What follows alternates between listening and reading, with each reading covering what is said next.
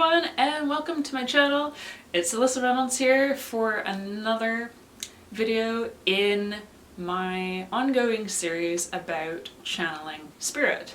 So we've talked about building belief, about pathworking, about active listening, about spiritual creativity, about grounding, about using tarot cards and oracle cards with your intuition, with going with that inner knowledge.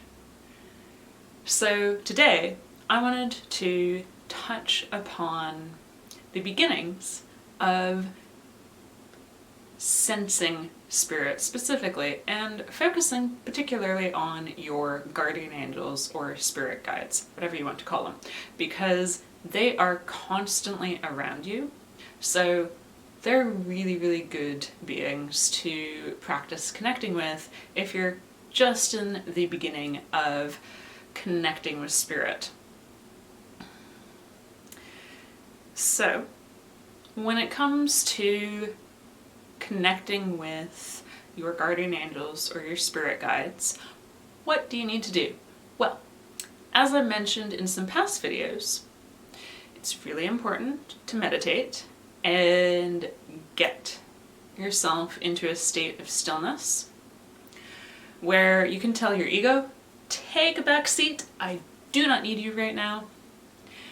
And you are coming from a place that's very much like when you were a teenager in high school and you kind of just dazed off into a daydream. That's the state that you want to be in, where that ego's gone, taken a back seat, and you're not consciously, logically organizing your thoughts, or you don't have thoughts going like this in your head. You're just still kind of dazing off and totally open for tuning into the frequency of your guardian angels or your spirit guides. And you can get to that point with meditation.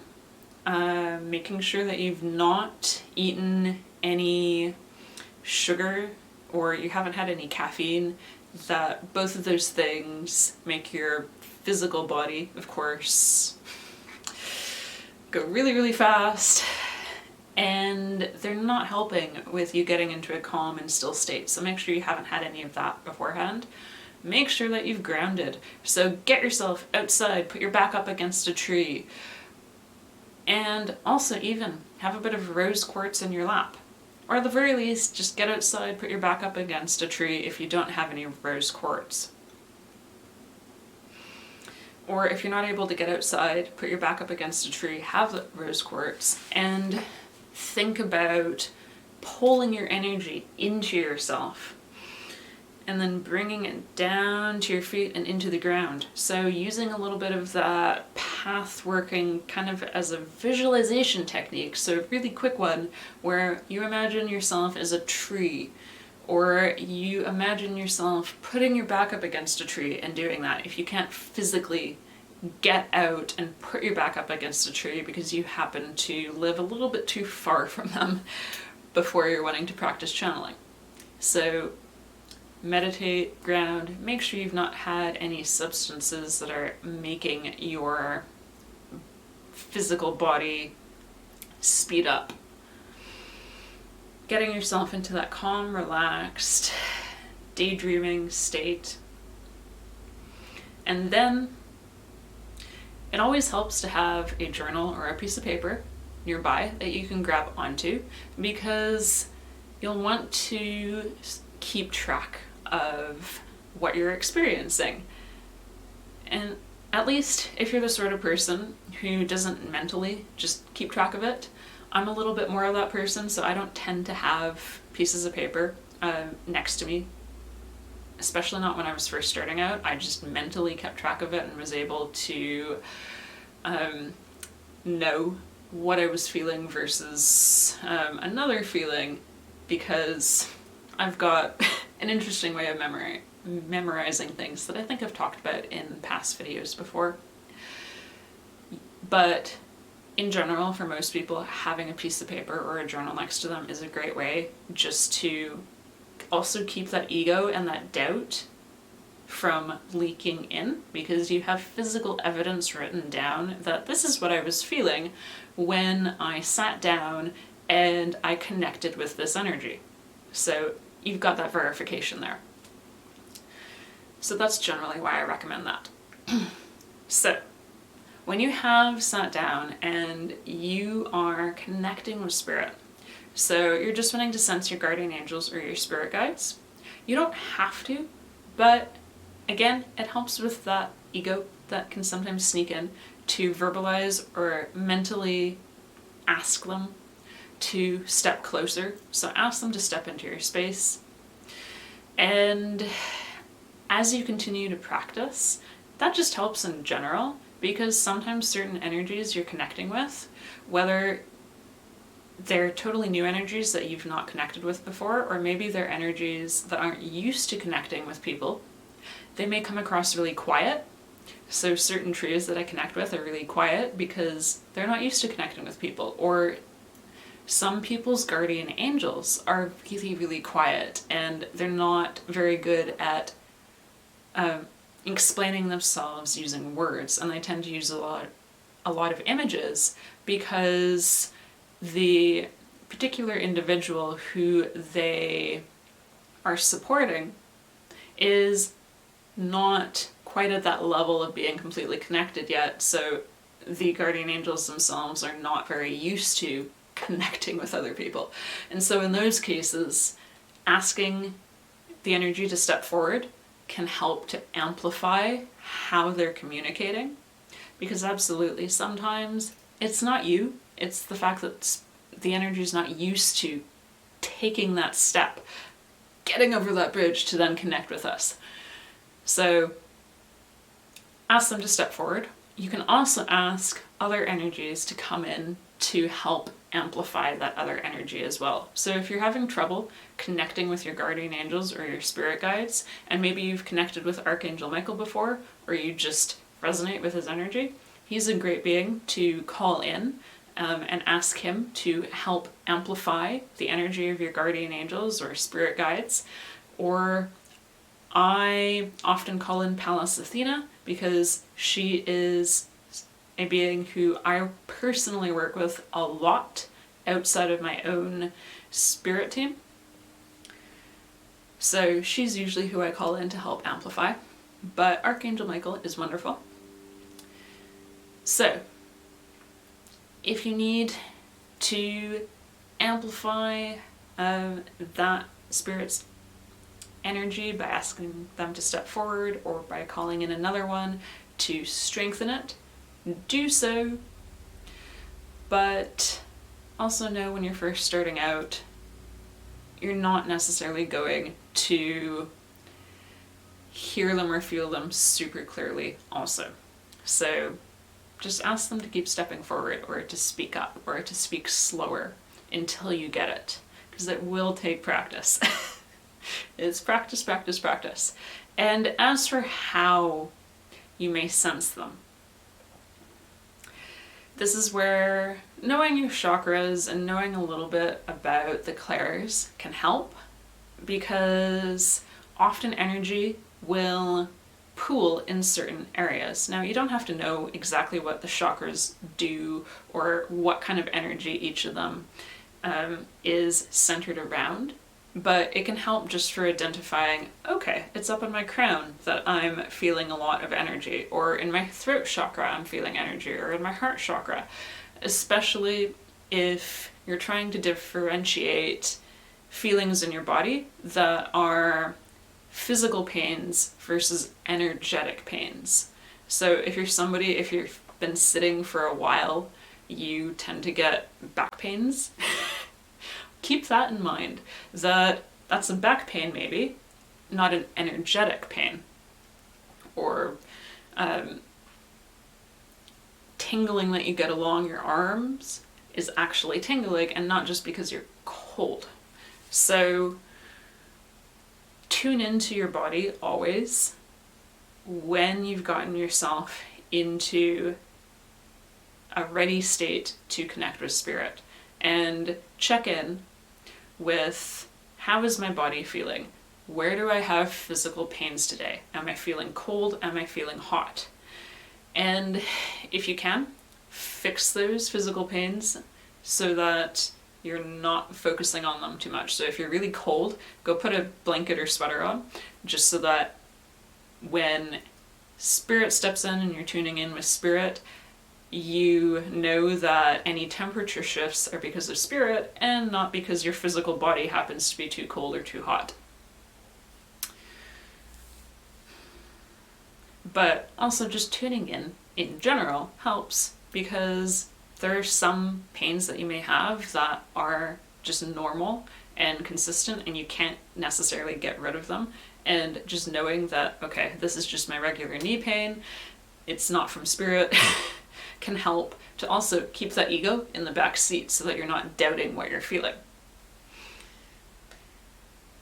And in terms of your clairs, just doing a quick read up on what they are can also help keep that ego in the back seat, although you don't need to know them inside and out. Most people start out with clairsentience, which is feeling in your body. So it's the senses you're getting, it's the tingling, it's the heat, it's the pressure on your head, it's pressure in your heart chakra, it's feeling that pull forward or a pull back, or pressure on a shoulder, or like brushing on your cheek or in your hair or something like that. That's all spirit, and that's clairsentience.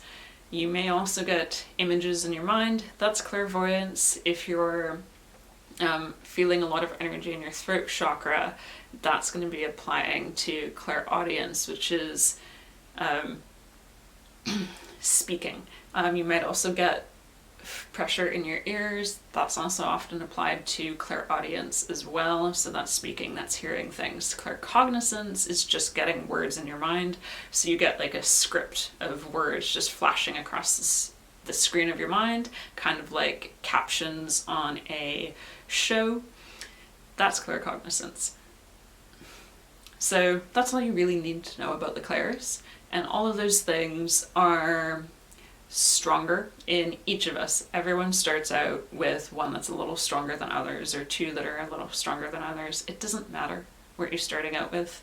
You can always work to strengthen all of them.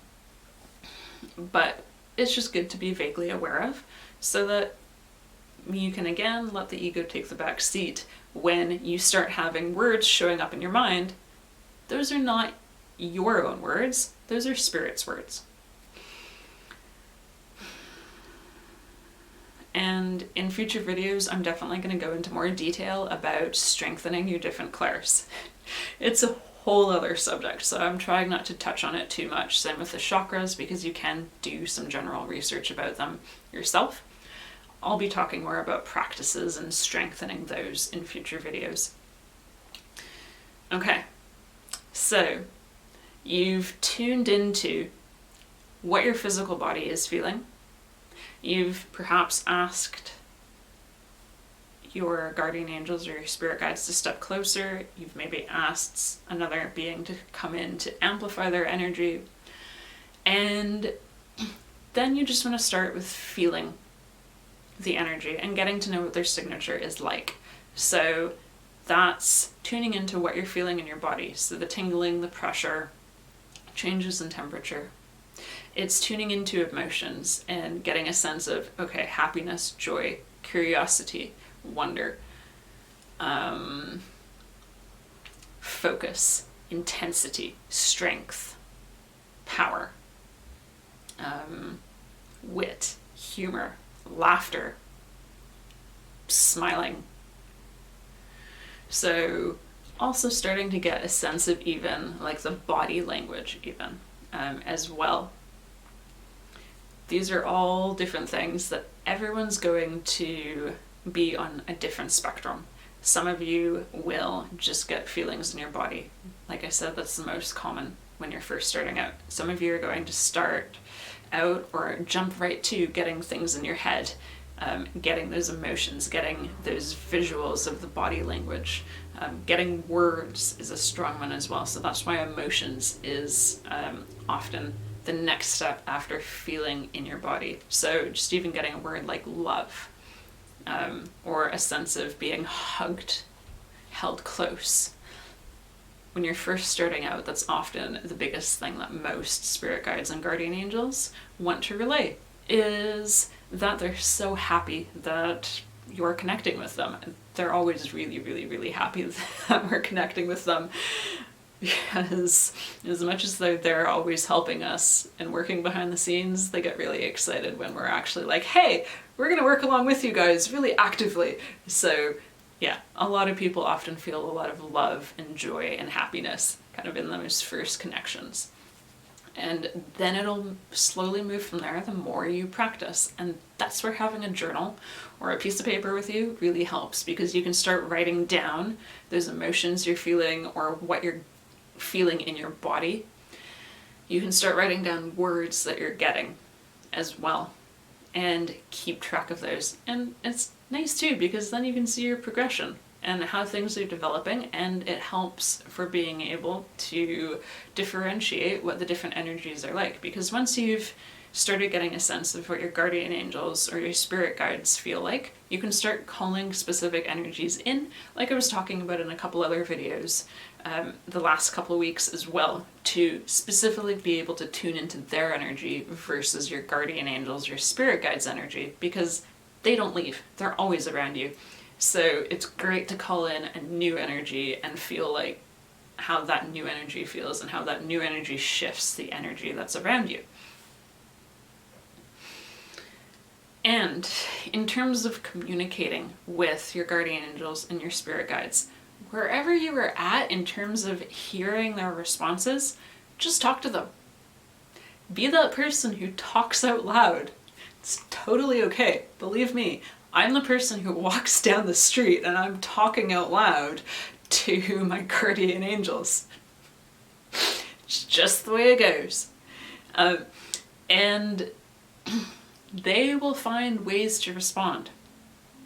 You can specifically ask them for specific signs, absolutely, but they will always find ways to try to get your attention and get you to focus on, hey, this is what they were answering, this is what they want you to focus on, this is their answer to whatever question you've asked. And they will keep pestering you until you get it. So never worry about missing something, because if it's really, really, really important, and 99% of the time it really, really is, so they will keep pestering you until you get the message. Especially if you've asked. So never worry about missing something or misinterpreting something, because again, like I've said many times before, they will make sure that you get the right answer eventually. So don't ever doubt what you do get. And that's a great thing to practice too, is write down whatever you do get, and then the next day you can ask the same question again, and you can ask them, did I hear you right yesterday? Did I get the message that you meant to send to me? And you can check, and you can find out by then tuning in on day 2 and see, what do you get on day 2? Is it different from day 1? It probably will be. Sometimes it may be exactly the same, but likely it will be, because spirit also tends to shift and change what they're wanting you to focus on, and notice, depending on the day, depending on the time, everything is always shifting and changing. Every single second, every choice we're making changes stuff so much. So honestly, a journal really, really does help a lot for those of you who like to keep track of things, because definitely messages will change every time, and something that you maybe asked them 6 months ago could be very, very different now. All right, so that's my very, very quick rundown for sensing your guardian angels or your spirit guides. In the future, with all these videos, I'm definitely going to be going into more detail with sensing energy. I would like to have some videos where I'm going to be calling some energies forward, and I'm going to be taking you guys through actually practicing sensing the energy and the kinds of questions you might ask as you're tuning into what's this new energy. Because, yeah, as much as you may call energies in, brand new energies will often start popping in to encourage you forward as well. So I'm going to be having some actual practice videos coming up that run through very similar things that I do in my mediumship courses and in my mediumship sessions that I do, because I do absolutely work with people one-on-one in practicing how to get you really tuned into connecting with your team and connecting with spirit just on an individual level that is a lot more tailored than these very general videos where I'm trying to encompass all of you guys rather than just one individual. So always keep that in mind, that everything I talk about is very, very general, and go with what you feel internally. That is your guide, that's your compass. Always, always follow that. So if there's anything you take from all these videos where I'm talking about communicating with spirit, tuning into your inner knowing, that intuition, that's the number one, and that is the biggest thing. That's the best thing you can do. So if everything else is just like, whew, so much, do that. And you will be leaps and bounds forward in your own life path. Although Spirit likes to remind me, and as my guardian angel Randolph is just kind of giving me a side eye right now, it doesn't matter how fast or slow we go through our life paths, because we're gonna get to our endpoints when we get to our endpoints, and speed is literally just a 3D reality concept. So wherever you're at, you're doing awesome, and I am so excited for all of you who are just starting out. For those of you who are way off in the middle, or maybe far along, wherever you are, I'm just so excited that you're here on this journey with me, because it's honestly one of the most fun things ever, connecting with spirit. There is an entire universe of so many dimensions and so many beings and so much knowledge out there. It's amazing. So let me know down in the comments below how your practice with sensing energy is going. Let me know what you're feeling, what you're getting. If you have any questions about the practice itself, you can absolutely drop me a comment below. And if you do want to get more one-on-one practice with connecting with spirit, I do one-on-one channeling practice sessions where, as I said, I will work with you personally, and wherever you are personally at, and whatever your team wants you personally to focus on in terms of being able to better connect with them. So you can register for a session just through my website, Reynolds. You will find it just below my readings that I offer. And periodically throughout the year, I do offer mediumship courses. I will likely be offering one sometime next year, as I've got many other plans happening this year.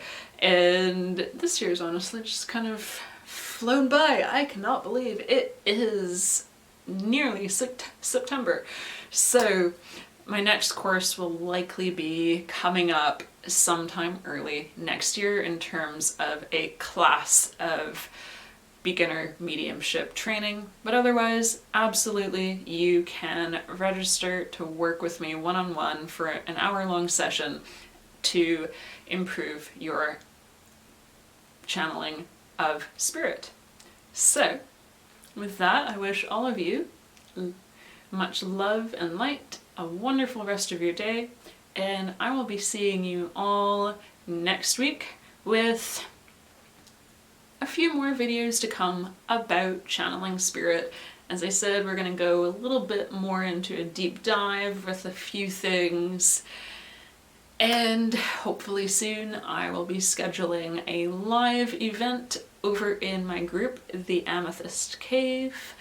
That will likely be happening in September, as I am having a little bit of a holiday just before we dive into the September period and a rest time. So make sure, with all this practice that you're doing, that you also tune into when you need to just rest, because pushing yourself too hard never is going to get you anywhere, believe me, as many of you know from past videos where I've talked about it. Don't want to push yourself. It's much better to just be slow and steady and rest lots than it is to push yourself more than necessary. So just give yourself lots of love. You guys are awesome. Love you so much. And I will see you all next week. Bye for now.